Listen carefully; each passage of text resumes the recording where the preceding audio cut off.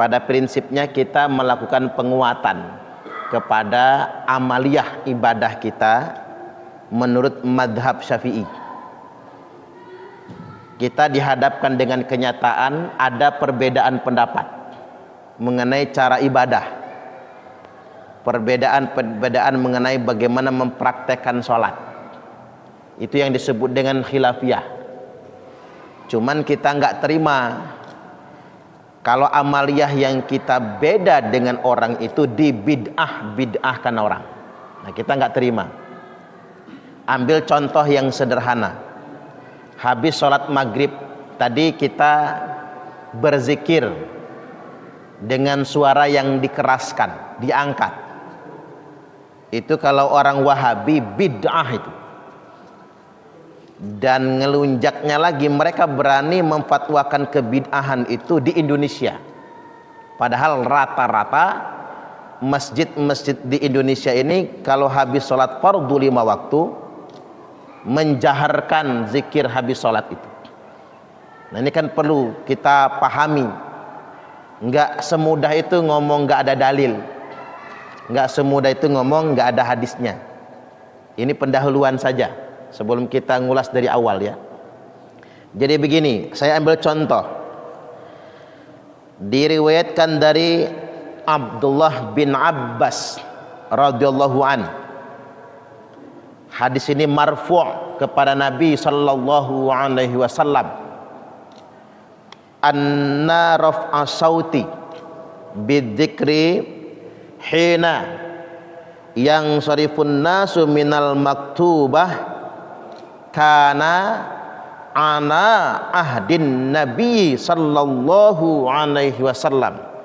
Sesungguhnya mengangkat suara atau mengeraskan suara bidzikri dalam rangka berzikir hina ketika yang sarifun nasu minal maktubah ketika orang-orang manusia-manusia, berarti kan ini amaliyah orang kebanyakan, ketika orang-orang selesai dari sholat fardu 5 waktu, berarti bukan cuman maghrib, isya termasuk subuh, zuhur dan asar. Sesungguhnya mengeraskan suara ketika orang-orang berzikir usai sholat fardu 5 waktu, karena ana ahdin Nabi sallallahu alaihi wasallam, itu bahwasanya sudah dikerjakan sejak zaman Nabi sallallahu alaihi wasallam. Makanya ini marfu', Nabi yang amalkan, para sahabat yang mengamalkan. Jadi orang-orang yang disebutkan oleh Ibnu Abbas di sini bukan orang-orang biasa, bukan orang-orang Jatimulyo, bukan. Orang-orang di sini, manusia di sini adalah satu, Kanjeng Nabi sallallahu alaihi wasallam, dua, para sahabat radhiyallahu anhum ajmain, dan seterusnya. Jadi kebiasaan kalau habis sholat zikirnya jahar, zikirnya dikeraskan, itu bukan bikinan orang Jatimulyo, bukan karangan takmir Masjid Al-Ikhlas. Itu sudah dikerjakan sejak zaman Nabi sallallahu alaihi wasallam. Sahih Al-Bukhari, tuan, sahih kelas 1 ini, nomor hadis 841. Sahih Muslim 583. Sahih mutafaqun alaih, di sahih kelas 1. Dalam kitab Syarah Sahih Muslim karya Imam Nawawi disebutkan bahwasanya hadis ini merupakan dalil bagi sebagian ulama salaf disunahkannya mengangkat suara, menjaharkan zikir usai sholat fardu 5 waktu. Kemudian begitu juga dalam kitab Fathul Bari, syarah Sahih Al-Bukhari, di syarah Sahih Muslim di juz yang kedua halaman 391, dan di Fathul Bari juz yang ketiga halaman 248. Jadi kalau kita memang nyunah, ngikutin sunnah, kalau kita benar-benar salafi, zikir habis sholat itu jahar. kalau benar-benar ikut sunnah Nabi dan salafi. Jadi kalau ada orang ngaku salafi zikirnya menang-menang, nggak sesuai. Katanya mereka madhab hadis sahih. Kalau hadisnya sahih kami ikut, kalau nggak sahih kami nggak ikut. Ini hadis sahih. Tapi kita dihadapkan dengan kenyataan sebaliknya. Kita yang menjaharkan zikir habis sholat ini dibid'ah-bid'ahkan mereka sampai segitunya. Padahal ini perbuatan sunnah. Makanya ada ulama mengatakan ada sunnah Nabi yang ditinggalkan di Masjidil Haram. Salah satunya menjaharkan zikir setelah sholat.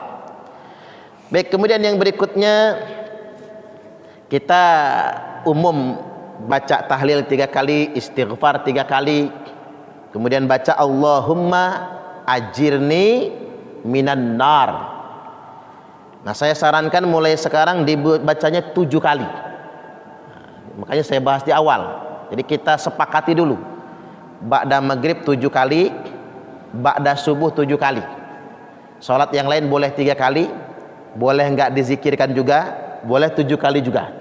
Loh, mengapa kalau maghrib sama subuh harus 7 kali? Karena kalimatnya begini. Nabi sallallahu alaihi wasallam telah bersabda, "Idang sarafta min salatil maghrib faqul Allahumma ajirni minan nar." Apabila idang sarafta, apabila engkau selesai min salatil maghrib, dari salat maghrib, faqul, maka ucapkanlah. Ini pakai perintah, ucapkanlah Allahumma ajirni minan nar sab'a marrat, sebanyak 7 kali.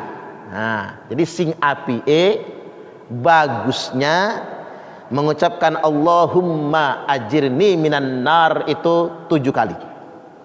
Fa innaka idza qulta dzalika thumma mitta fi lailatika, karena sesungguhnya jika engkau mengucapkan Allahumma ajirni minan nar 7 kali,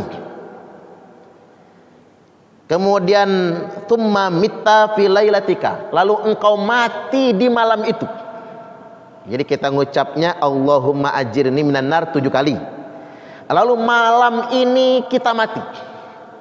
Engkau mati pada malam itu, kata Nabi, kutibalaka jiwarum minha, maka ditetapkan bagimu bebas dari api neraka. Subhanallah. Selanjutnya, wa idza shallaita subha, dan apabila engkau salat subuh, kata Nabi, faqul kadzalik, ucapkanlah kalimat itu 7 kali juga dalam salat, setelah salat subuh. Fa innaka immitta fi yaumika, karena sesungguhnya jika engkau mati pada hari itu, maka kutibalaka jiwarum minha, ditetapkan bagimu bebas dari api neraka.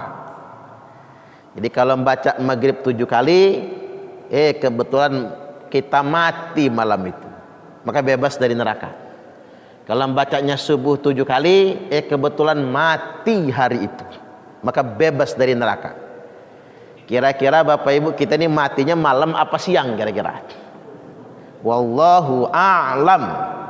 Ya nggak akan meleset. Kalau nggak malam, siang kita mati, percayalah, nggak meleset itu.